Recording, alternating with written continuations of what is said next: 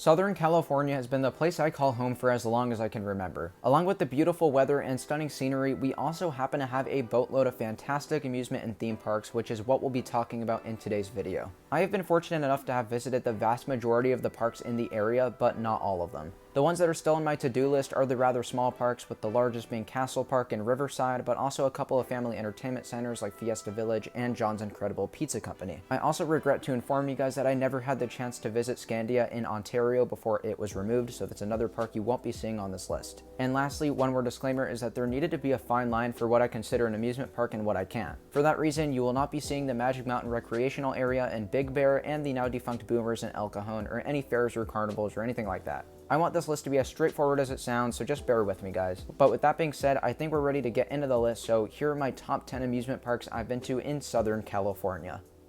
Number 10, Adventure City in Anaheim. This small children's theme park is just a short drive away from Knott's Berry Farm, and I'd say it's actually worth the pit stop. For coaster enthusiasts, we go here for the Gerstlauer Family Shuttle Coaster Rewind Racers, which is actually a very fun ride. Alongside their standout attraction, they also have numerous family flat rides themed around construction and an ENF Junior coaster that goes by the name of Freeway Coaster. It's also a pretty charming park that feels very local, so if you're in the area and want to support a small business, I'd highly recommend checking it out.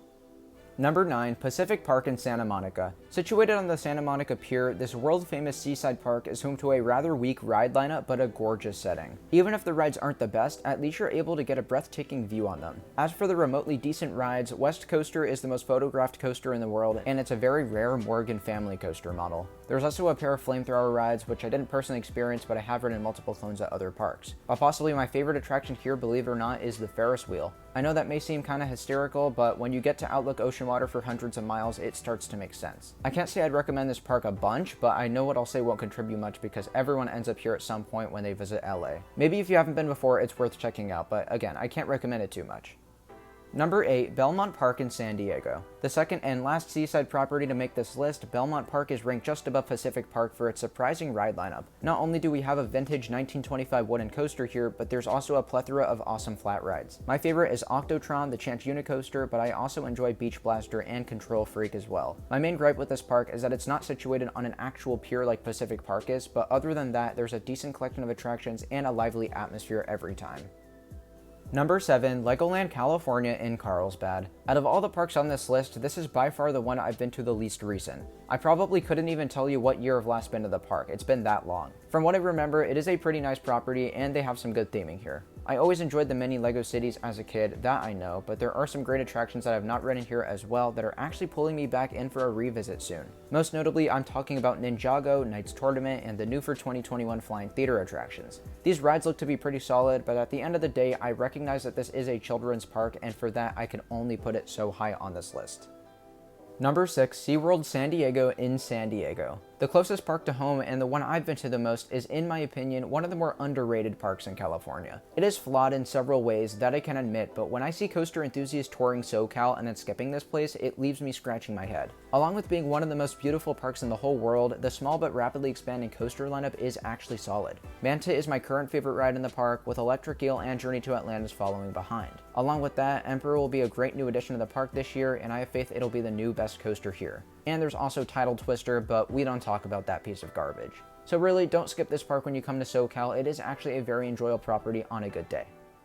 Number 5, Knott's Berry Farm in Buena Park. Quite a big jump up from SeaWorld, Knott's Berry Farm is a park I often take for granted. I'm glad I've been able to shine some light on this place in recent videos, and I'm looking forward to doing it again right now. Firstly, the atmosphere. Not only is it classic in some areas, but it's so lively in others. It's a perfect contrast and it really makes me feel at home when I visit. Now for the rides, there is a spectacular lineup with several rides that go unnoticed in this community. Everyone knows about Ghost Rider Accelerator and Hang Time, which are great rides, but some of the non-coasters are just as good in my opinion. In particular, I love Timber Mountain Log Ride, Calico Mine Ride, and Calico River Rapids very much. I'm sure that the all-new Knott's Berry Tales will complement this list greatly also. All things considered, there's very few negatives I can say about Knott's, and I'm so excited to be back within the coming months.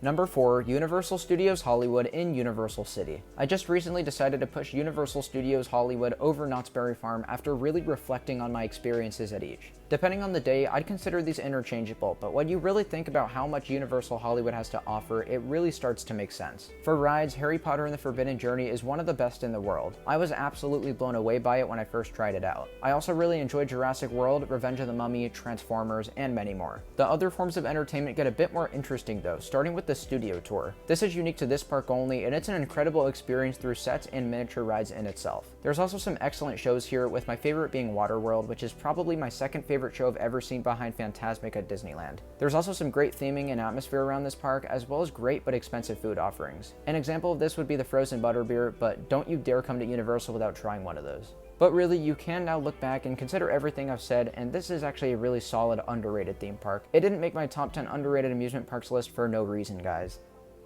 Number 3, Disney's California Adventure in Anaheim. The second gated park at the Disneyland Resort, this park is absolutely incredible in ride lineup, theming, immersion, and sheer beauty. I'm not going to touch on each of these things because when I start talking about them, I can't stop. The rides I have no problem mentioning though. Guardians of the Galaxy Mission Breakout is a spectacular drop tower dark ride hybrid with a chaotic sequence of drops. Radiator Springs Racers is a remarkably detailed slot car attraction with an entire land themed around it, or maybe it's themed around the land, I don't know. I also enjoy soaring around the world, but when Disney transforms it into Soarin' over California, it becomes one of my favorite rides in the world. Incredicoaster is also a great family thrill coaster with a super long ride time and tons of standout elements. Some other supporters include Grizzly River Run, Monsters Inc., Little Mermaid, etc. There's just so many good rides at this park. Like I said, I'd go more in depth if I could, but this video would never end. I hope the long list of rides was enough to convince you to come out here though. It's an awesome place.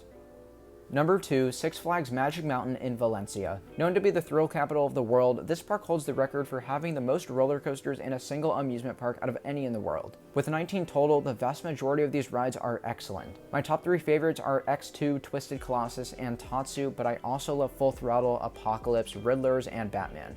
I also look forward to trying out West Coast Racer soon and rewriting some of the good supporting rides and coasters like Lex Luthor, Justice League, Scream, Superman, etc. The list just seems to go on and on, really. The park itself is also a lot more beautiful and picturesque than people make it out to be, in my opinion. It's not quite as nice as something like Fiesta Texas, but I'd say it's one of the better looking Six Flags parks for sure. I also enjoy the food as long as you know the right places to eat, and to just kind of wrap my thoughts on this park up, I think it'll always be one of my favorites. This place is truly world class, and it's the closest thing you can compare to Cedar Point in my opinion.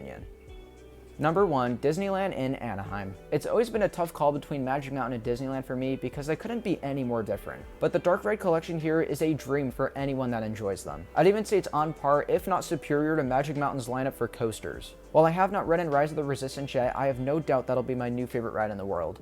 I am, however, able to say with confidence that Indiana Jones, Splash Mountain, Smuggler's Run, etc. are some of my favorite attractions anywhere. Speaking of Smuggler's Run, I can't talk about Disneyland without mentioning Galaxy's Edge. This is the best theme park land I've ever seen, even better than Hogsmeade and the Universal parks. It's just remarkable. Some more great rides I haven't touched on. I love Pirates of the Caribbean, Matterhorn, Mr. Toad, and Space Mountain. Heck, even the supporting cast is fantastic. Just look at Haunted Mansion, Roger Rabbit, Star Tours, Alice in Wonderland, Another thing Snow I absolutely White, and adore the about this list park just never is the ends. atmosphere. The shows, the food, the customer service, the theming, the immersion, it just does everything well. Plus, I love how all the lands are split up and themed to something different. Truthfully, Disneyland feels like you're stepping into the mind of Walt Disney himself, because really, that's what this is. If you like highly themed experiences, or even if you don't, I would recommend almost all of you watching this video to come out to Disneyland before you die.